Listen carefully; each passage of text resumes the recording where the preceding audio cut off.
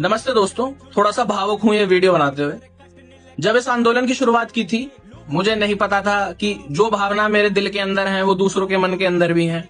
कोशिश यही थी कि क्योंकि मेरा चेहरा कोई जानता नहीं है तो मुझे किसी पॉलिटिकल पार्टी से आप एसोसिएट भी नहीं कर सकते। मैं किसी पॉलिटिकल पार्टी का हूं भी नहीं।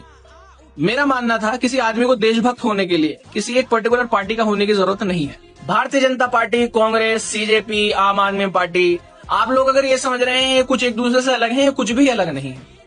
हमने इसका नाम रिजर्वेशन हटाओ आंदोलन भी इसलिए रखा क्योंकि ये सिर्फ एक आंदोलन ही रहना चाहिए, कोई पार्टी नहीं बनना चाहिए। जो कि जैसी भी हम पार्टी बनेंगे हमें भी कहीं इंक्लाइंड होना होगा। भारतीय जनता पार्टी ने अपने वोटरों को धोखा दिया। भारतीय जनता पार्टी ने सिर्फ धर्म की राजनीति करी, वो ठीक से नहीं कर पाई मेरे मायने में। मैं ये नहीं कहता कि भारतीय जनता पार्टी ने और मोदी सरकार ने कुछ किया नहीं देश के लिए, ऑफ कोर्स किया। मैं भारतीय जनता पार्टी का वोटर भी इस वजह से हूं, सपोर्टर भले ही ना हूं, पर मेरा फर्ज है सवाल पूछना। क्यों भारतीय जनता पार्टी चुप है, क्यों कांग्रेस चुप है, क्यों आम आदमी पार्टी चुप है? यही एकमात्र ऐसा मुद्दा था जिसपे सारी पार्टियां चुप हैं।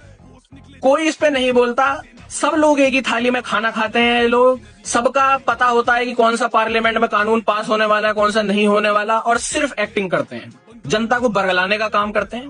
भारतीय जनता पार्टी से बस एक खुशी की चीज ये है कि वो देशद्रोही नहीं है।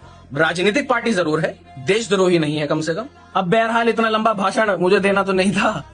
पॉइंट ये है कि मैंने आप लोगों को एक आग दे दी है, मैंने आप लोगों को एक चिंगारी दे दी है। इसके आगे अजीत सर ही लेके जा पाएंगे। मेरे हमेशा से प्रेरणा स्रोत रहे हैं। उन्होंने ही मुझे आश्वासन दिया कि चीज आगे लेके जाओ, आगे बढ़ो। मुझे पता है आप लोग इसको अच्छे से नहीं लोगे और मुझे गालियां भी दोगे और बुरा बुरा भी कहोगे। खैर जो भी है उसको मैं स्वीकार करता हूं अच्छी तरीके से।